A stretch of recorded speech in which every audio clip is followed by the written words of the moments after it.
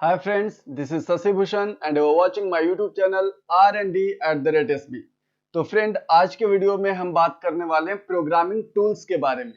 तो फ्रेंड सबसे पहले हमारे जहन में यही सवाल आता है कि प्रोग्रामिंग टूल्स हमारे लिए कैसे बेनिफिशियल है। फ्रेंड्स मैं आपको बता दूं, अगर आप एक अच्छा प्रोग्रामिंग करना चाहते हैं, एक अच्छा एक्सपर्ट प्रोग्रामर बनना चाहते हैं, then you must have a good concept of different programming tools which we have. जैसे यहाँ पे आपको नजर आ रहा होगा स्लाइड्स पे, मैंने 3 प्रोग्रामिंग टूल्स के बारे में एक्सप्लेन करा है। Algorithm, flow chart and shadow code. ये 3 प्रोग्रामिंग टूल्स हैं जो हमारे प्रोग्रामिंग लॉजिक को इनहांस करते हैं। ये हमारे लिए प्रोग्रामिंग को आसान बनाते हैं, साथ ही साथ इनके मदद से हम बड़े आसानी से किसी भी प्रॉब्लम को इम्प्लीमेंट कर लेते हैं प्रोग्रामिंग में। सो इस तरह से हम इनका इस्तेमाल करके अपने प्रोग्रामिंग को और भी ज्यादा इफिशिएंट बना सकते हैं।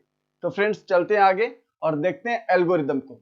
बेसिकली जैसे ही हम एल्गोरिदम का नाम लेते हैं या किसी से पूछते हैं तो उनके जहन में यही सवाल होता है कि ये एल्गोरिदम प्रोग्रामिंग से रिलेटेड है या इवन कंप्यूटर साइंस से रिलेटेड है या डा लैंग्वेज से रिलेटेड है। बट फ्रेंड मैं बता दूं, ये एल्गोरिदम बेसिकली आपके लाइफ से रिलेटेड है। हम डे टू डे लाइफ में बहुत सारे टास्क को परफॉर्म करते हैं, तो हर एक टास्क को परफॉर्म करने के लिए हम स्टेप बाय स्टेप बहुत सारे इंस्ट्रक्शंस को फॉलो करते हैं। That is nothing but algorithm.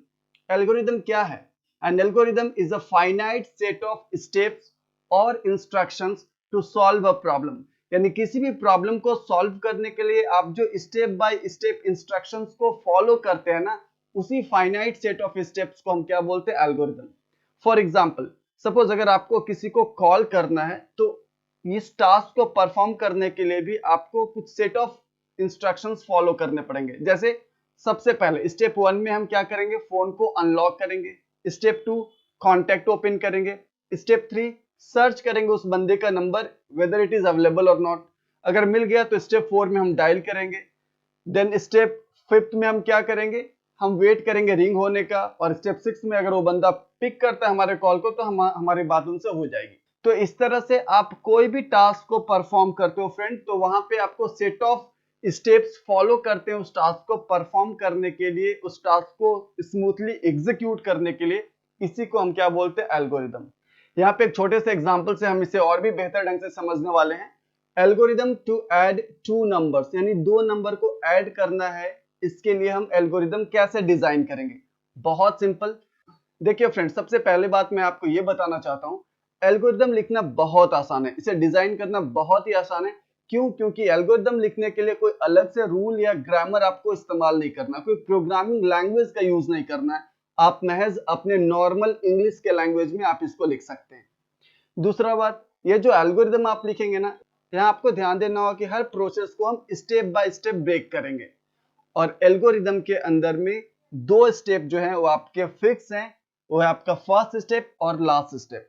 First step algorithm का हमेशा स्टार्ट होगा और जो आखिरी स्टेप होगा वो हमेशा एंड या स्टॉप होगा। यानी कि स्टार्ट और एंड के बीच में ही आपका पूरा का पूरा एल्गोरिदम डिजाइन होगा। तो फ्रेंड चलते हैं अब आगे और देखते हैं इस पर्टिकुलर एल्गोरिदम को। फ्रेंड यहाँ पे स्टेप 1 में हमने स्टार्ट लिखा है, बिल्कुल सही। स्टेप 2, अब यहाँ पे सोचना है, ये सोचना होगा भाई अब मैं करूँ तो क्या, इस स्टेप के बाद मुझे क्या करना है। तो बेसिकली मुझे एल्गोरिदम डिजाइन करना है 2 नंबर को ऐड करने का, मुझे 2 नंबर ऐड करना है। तो आपको सबसे पहले वो 2 नंबर चाहिए, 2 इनपुट्स चाहिए, वो वैल्यू जिसको आप ऐड करेंगे। तो दूसरा स्टेप में आप क्या करेंगे? सेकेंड स्टेप में आप उन 2 वैल्यूज को, उन 2 इंटीजर वैल्यूज को इनपुट कराएंगे। तो देखिए फ्रेंड, मैंने यहाँ पे लिखा है स्टेप 2 के अंदर में, input 2 integer values in X and Y. ये एक्स और वाई के अंदर में हमने 2 इंटीजर वैल्यू इनपुट करा लिया। देन अगर आपके पास वैल्यू आ गए, आपके पास दोनों वैल्यूज आ गए, अब आप क्या करोगे? तो स्टेप 3 में जाएंगे और वहां उन दोनों वैल्यूज को ऐड करेंगे। तो फ्रेंड यहाँ पे आप देख पा रहे होंगे स्टेप 3 के अंदर मैंने यहाँ पे x प्लस वाई यानी इन दोनों के कंटेंट को ऐड कर दिया। नाउ ऐड करने के बाद ये जो एरो शाइन आपको दिख रहा है ना, ये क्या करता है? It transfer the value from right side to left side. यानी इधर में जो आपने एडिशन किया ना x और y के वैल्यूज को, इसको ये असाइन करेगा, स्टोर करेगा किसके अंदर? z के अंदर। यानी आपका जो सम है यहाँ पे 2 वैल्यूज का x और y का, इसको मैंने z के अंदर में असाइन किया। अब रिजल्ट आपका z के अंदर में, सो स्टेप 4 में हम जाएंगे और प्रिंट z करेंगे। जैसे ही आपने z को प्रिंट करा, आपका आउटपुट आपके सामने आ गया एंड नाउ हमारा काम खत्म। तो स्टेप 5 में हम क्या करेंगे? एंड। तो इस तरह से हम यहाँ पे एल्गोरिदम को डिजाइन करेंगे फ्रेंड, ठीक है। Now moving to the next slide, यहाँ पे हम बात करने वाले हैं characteristics of a good algorithm. देखिए फ्रेंड्स, बेसिकली बोला जाता है to design a better program you must have a good algorithm. यानी अगर आप एक बहुत बेहतरीन प्रोग्राम डिजाइन करना चाहते हैं जो बहुत ही ज्यादा इफिशियंट हो, तो आपको इसके लिए सबसे पहले एक बेहतरीन एल्गोरिदम को डिजाइन करना होगा। फ्रेंड, जब आप एक अच्छा एल्गोरिदम डिजाइन करने की बात करते हैं या सोचते हैं, तो वहां पे आपको ये 5 इंपॉर्टेंट कैरेक्टरिस्टिक्स हैं एल्गोरिदम के, जिनको आपको अपने जहन में रखना है और उसके बाद आप एल्गोरिदम डिजाइन करेंगे। तो वन बाय वन देखते हैं इसके कैरेक्टरिस्टिक्स को। सबसे पहले हम बात करेंगे इनपुट, जो सबसे फर्स्ट है। अगर हम बात करें इनपुट की, तो जो इनपुट है इसमें क्या है, N algorithm should have well defined input. यानी किसी भी एल्गोरिदम में जो इनपुट है ना, वो वेल डिफाइंड होना चाहिए, यानी क्लियर दिखना चाहिए कि आप यहां से इनपुट ले रहे हो, किस वेरिएबल के अंदर, यानी किसके अंदर इनपुट स्टोर करो। इन सारी चीजों को बहुत क्लियर तरह से आपको वहां एक्सप्लेन करना होगा। सेकेंड है output, N algorithm should have well defined output. बिल्कुल फ्रेंड्स, ये इनपुट और आउटपुट दो सबसे इंपॉर्टेंट पार्ट है अपने एल्गोरिदम के। सो इन दोनों को बड़े ही क्लियर और वेल डिफाइंड मैनर में आपको एक्सप्लेन करना होगा, डिजाइन करना होगा अपने एल्गोरिदम के अंदर। The third one is unambiguous. इसमें क्या है, तो algorithm should be clear and unambiguous. Each of its steps should be clear and must lead to only one meaning. यानी unambiguous, यहाँ पे जो आप स्टेटमेंट लिखेंगे एल्गोरिदम के अंदर, आप जो भी लाइन, जो भी स्टेप्स एक्सप्लेन करेंगे ना, वो सारे एकदम क्लियर होने चाहिए और अनएम्बिग्यूअस, यानी वहां से सिर्फ और सिर्फ एक ही मीनिंग निकलना चाहिए, वहां से कोई डुअल मीनिंग नहीं आना चाहिए, एकदम क्लियर कट सिंगल मीनिंग निकलना चाहिए, ठीक है। This is called unambiguous. Fourth one is finiteness, यानी आपका जो एल्गोरिदम है ना, वो एक पॉइंट पे जाके टर्मिनेट करना चाहिए। यानी ऐसा नहीं कि आपको एल्गोरिदम लिखने को बोला गया, आप कंटिन्यू लिखे जा रहे हो, लिखे जा रहे हो, लिखे जा रहे हो, ऐसा नहीं है। एक अच्छा एल्गोरिदम का मतलब है एक टाइम पे वो जाकर के स्टॉप होगा, टर्मिनेट करेगा। So the algorithm must terminate after a finite number of steps. And the last one is feasibility. Definitely it is very important. Feasibility, it means it should be feasible with the available resources. यानी बहुत बार हम जो algorithm design करते हैं ना, हमें ये ध्यान रख के डिजाइन करना होगा कि हम किस रिसोर्स, किस प्रोग्रामिंग लैंग्वेज के थ्रू इसका इंप्लीमेंटेशन करने वाले हैं। तो इन सब चीजों को ध्यान में रख के, इन सब चीजों पे फोकस करके हमें एल्गोरिदम को डिजाइन करना होगा। फ्रेंड्स, अगर आप एक अच्छा बिल्डिंग बनाना चाहते हैं, एक मजबूत घर बनाना चाहते हैं, तो उसके लिए सबसे ज्यादा जरूरी है उसका फाउंडेशन का मजबूत होना। अगर उसका फाउंडेशन सबसे ज्यादा मजबूत होगा, तो डेफिनेटली वो घर भी बहुत मजबूत होगा। बिल्कुल वही सेम कॉन्सेप्ट यहाँ पर भी। अगर आप एक अच्छा प्रोग्रामर बनना चाहते हैं, एक अच्छा प्रोग्रामिंग डिजाइन करना चाहते हैं, तो उसके लिए आपके पास एक शानदार एल्गोरिदम होना चाहिए। अगर एक वेल डिजाइंड एल्गोरिदम आपके पास है, तो डेफिनेटली आप एक बहुत ही खूबसूरत, बहुत ही कंपेटेबल, बहुत ही एफिशिएंट प्रोग्राम डिजाइन कर सकते हैं। और फ्रेंड्स, अच्छा एल्गोरिदम बनाने के लिए हमें इन 5 कैरेक्टरिस्टिक्स जो मैंने यहाँ पे डिस्प्ले करा है, इनको हमेशा अपने जहन में रखना होगा, इन पे फोकस करके हमें एल्गोरिदम को डिजाइन करना होगा। So now moving to the next slide. यहाँ पे फ्रेंड, मैंने एक एग्जांपल के थ्रू आपको ये दिखाना चाहा है कि अगर हमारे पास कंडीशन बेस्ड एल्गोरिदम आते हैं, तो हम उसे कैसे डिजाइन करेंगे। तो यहाँ पे क्वेश्चन है friend, write algorithm to accept 2 numbers and display the larger one.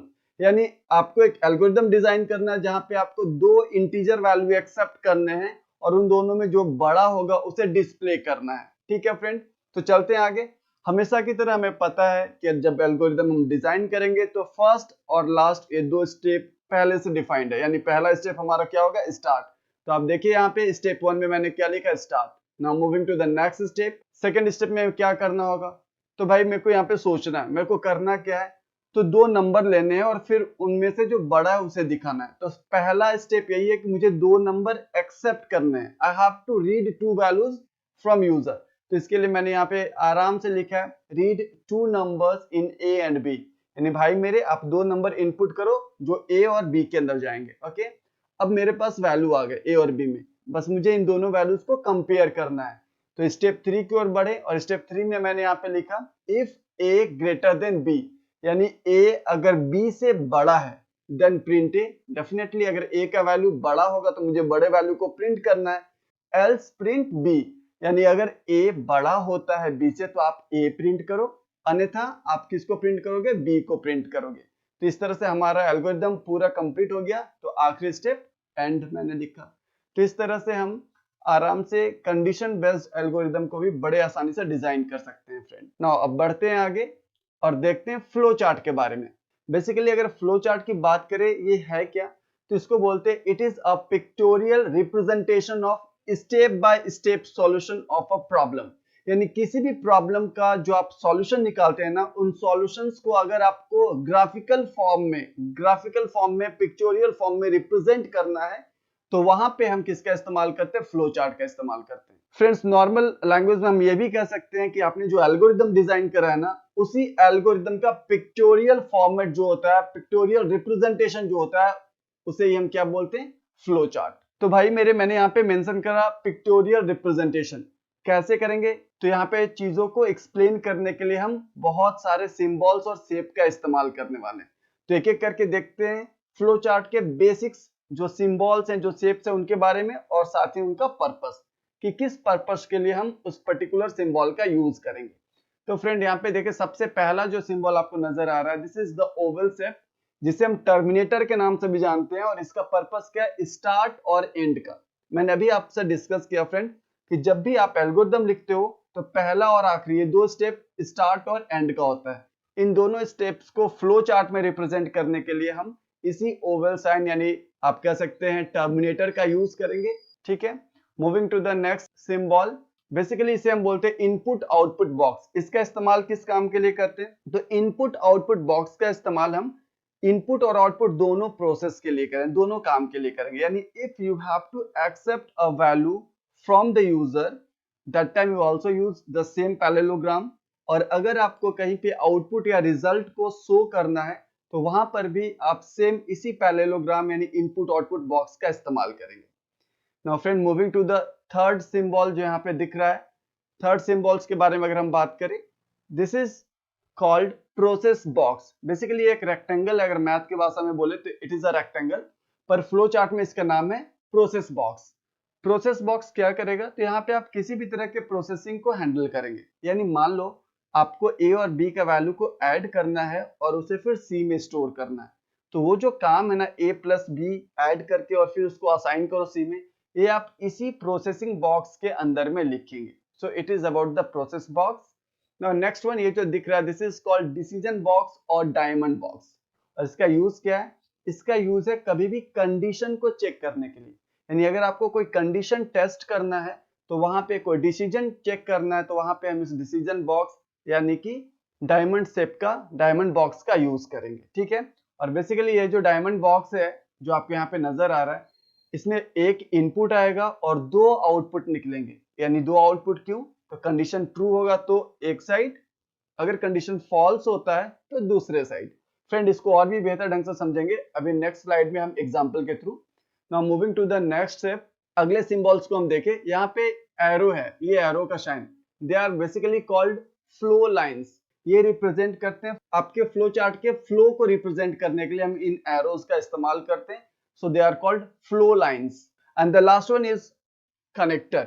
ये जो लास्ट वाला सिंबल आपको दिख रहा है सर्कल की जैसा, इसे हम बोलते हैं कनेक्टर। बेसिकली क्या होता है, जब आप दो फ्लो चार्ट को कनेक्ट करना चाहते हैं तो वहां पे हम कनेक्टर का इस्तेमाल करते हैं। कभी कभी ऐसा भी कंडीशन आता है, आप फ्लो चार्ट डिजाइन करो और वो एक पेज में कंप्लीट नहीं हुआ, तो मुझे सेम फ्लो चार्ट को नेक्स्ट पेज में भी कंटिन्यू करना है, तो वहां पे हम इस कनेक्टर का यूज करेंगे दोनों फ्लो चार्ट को कनेक्ट करने के लिए। तो इस तरह से ये बेसिक सिंबल्स थे फ्रेंड फ्लो चार्ट का, जिनको हम लोगों ने अभी देखा। और अब नेक्स्ट स्लाइड में हम एग्जांपल्स के थ्रू इसको और भी बेहतर ढंग से समझेंगे। सो फ्रेंड्स यहाँ पे मुझे ड्रॉ करना है flow chart to find area of a rectangle. यानी एक रेक्टेंगल का एरिया निकालने के लिए मुझे एक फ्लो चार्ट डिजाइन करना है। तो देखते हैं सबसे पहले क्या करेंगे और कैसे कैसे इस फ्लो चार्ट को हम डिजाइन करेंगे। तो फ्रेंड फ्लो चार्ट डिजाइन करने के लिए जो सबसे पहला स्टेप है वो आपका टर्मिनेटर यानी ओवल सिंबल, जहां पे हम क्या लिखेंगे, स्टार्ट। तो ये देखिए फ्रेंड, सबसे पहले मैंने स्टार्ट करा, फिर यहाँ पे फ्लो लाइंस यानी डाउनवर्ड डायरेक्शन में स्टार्ट के बाद आगे। अब यहाँ पे मुझे क्या करना है, स्टार्ट तो मैंने कर दिया, नेक्स्ट स्टेप क्या है, तो मेरे को निकालना है area of rectangle. Area of rectangle होता है लेंथ इनटू ब्रेथ। लेंथ और ब्रेथ का वैल्यू एक्सेप्ट करना होगा यूजर से। है ना, तो मैं यहाँ पे पैरेललोग्राम यानी इनपुट आउटपुट बॉक्स का यूज करूंगा सो दैट जिसके मदद से हम आसानी से लेंथ और ब्रेथ के वैल्यूज को स्टोर कर पाए। तो यहाँ पे मैंने पैरेललोग्राम यानी इनपुट आउटपुट बॉक्स का यूज किया और यहाँ पे मैंने लिखा input value of L comma B, यानी लेंथ और ब्रेथ में वैल्यू आप डाल दो। ठीक है, मैंने ले लिया वैल्यू एल और बी के अंदर। अब इसके बाद क्या करना है, नेक्स्ट स्टेप फिर से फ्लो लाइंस का इस्तेमाल किया, यानी मुझे और नीचे की ओर बढ़ना है। और अब मुझे क्या करना है, यहाँ पे मुझे एरिया निकालना है। एरिया निकालने के लिए जो लेंथ और ब्रेथ है दोनों में मैंने वैल्यू ऑलरेडी एक्सेप्ट कर रखा है, तो बस फॉर्मूला अप्लाई कर देना है। और ये काम मैंने प्रोसेसिंग बॉक्स में करा है। This is the processing box, जहां पे मैंने आराम से L इंटू बी यानी लेंथ और ब्रेथ को मल्टीप्लाई किया और उसे असाइन कर दिया एरिया के अंदर। ना इसके बाद हम क्या करेंगे, फिर से नीचे की ओर बढ़ेंगे और यहाँ पे अब एरिया को डिस्प्ले करना है। तो फिर से आउटपुट देना है फ्रेंड। आउटपुट देने के लिए हम किसका इस्तेमाल करते हैं, इनपुट आउटपुट बॉक्स का। तो फ्रेंड यहाँ पे फिर से मैंने इनपुट आउटपुट बॉक्स का इस्तेमाल किया और प्रिंट एरिया को प्रिंट कर दिया ना। इस तरह से हमारा फ्लो चार्ट कंप्लीट है। आखिर में मैंने स्टॉप लगा दिया। तो इस तरह से एक छोटा सा फ्लो चार्ट मैंने आपको एक्सप्लेन करके आपको दिखाया कैसे कैसे हम बनाएंगे, क्या क्या सोच होगी हमारी एक फ्लो चार्ट को डिजाइन करने के पीछे। फ्रेंड एक और एग्जांपल के थ्रू और अच्छे ढंग से समझते हैं, जिसमें हम इस्तेमाल करने वाले हैं डिसीजन बॉक्स का। तो चलते हैं आगे। फ्रेंड ये सेकेंड एग्जांपल हमारा जहां पे हम डिसीजन बॉक्स का यूज करने वाले हैं। चलिए देखते हैं करना क्या है हमें। Draw a flow chart to accept two integers and print larger one, यानी यहाँ पे आपको दो इंटीजर वैल्यू एक्सेप्ट करने हैं और दोनों में जो बड़ा है उसे प्रिंट करना है। चलिए बनाते हैं फिर। सबसे पहला कौन सा होगा, सबसे पहला होगा टर्मिनेटर यानी स्टार्ट। तो सबसे पहले मैंने स्टार्ट लिखा, फिर एरो साइन यानी नीचे की ओर बढ़े। अब क्या करना है, यहाँ पे मुझे सबसे पहले दो इंटीजर वैल्यू एक्सेप्ट करने हैं।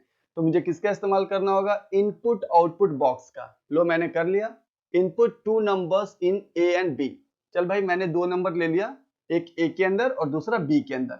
अब आगे क्या करना है, अब मुझे ए और बी को कंपेयर करना है कि is A greater than B और नॉट। ये कंपैरिजन का काम कहाँ करेंगे, डिसीजन बॉक्स में। तो फ्रेंड्स लगाते हैं यहाँ पे एक डिसीजन बॉक्स हम। ये देखिए ये हमारा आ गया डिसीजन बॉक्स।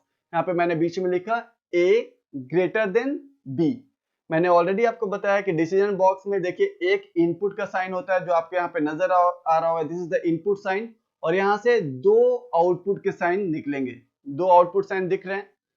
अब ये दो आउटपुट साइन क्या करेंगे, तो एक तरफ ट्रू और दूसरी तरफ फॉल्स। यानी अगर ये कंडीशन सेटिस्फाइड होता है, यानी अगर ए बड़ा है बी से तो ट्रू की तरफ जाएगा, देखिए ट्रू की तरफ। और अगर कंडीशन फॉल्स हो जाता है यानी कि बी अगर बड़ा है ऐसे, तब ये फॉल्स के डायरेक्शन में जाएगा। और क्या करेगा, अगर ट्रू होगा तो प्रिंट होगा ए, अगर ये फॉल्स होगा तो क्या प्रिंट करेगा, बी। तो इस तरह से हम आराम से दो वैल्यूज को कंपेयर करके और चेक करके उन्हें प्रिंट कर सकते हैं जो बड़ा है। तो हमारा इस तरह से फ्लो चार्ट ऑलमोस्ट कंप्लीट हुआ। तो लास्ट में हम क्या लगाएंगे, स्टॉप। और इस तरह से हमारा पूरा का पूरा फ्लो चार्ट कंप्लीट हो गया।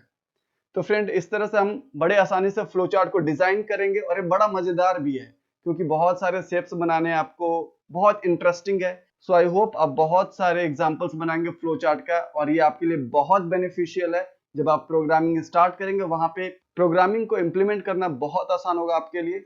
इसलिए आप ज्यादा से ज्यादा एल्गोरिदम और फ्लो चार्ट पे फोकस करें फ्रेंड। तो आज के लिए इतना ही। अगर मेरा वीडियो आपको पसंद आया होगा तो प्लीज इसे लाइक करें, मेरे चैनल को सब्सक्राइब करें and thank you so much for supporting me on YouTube. Thank you.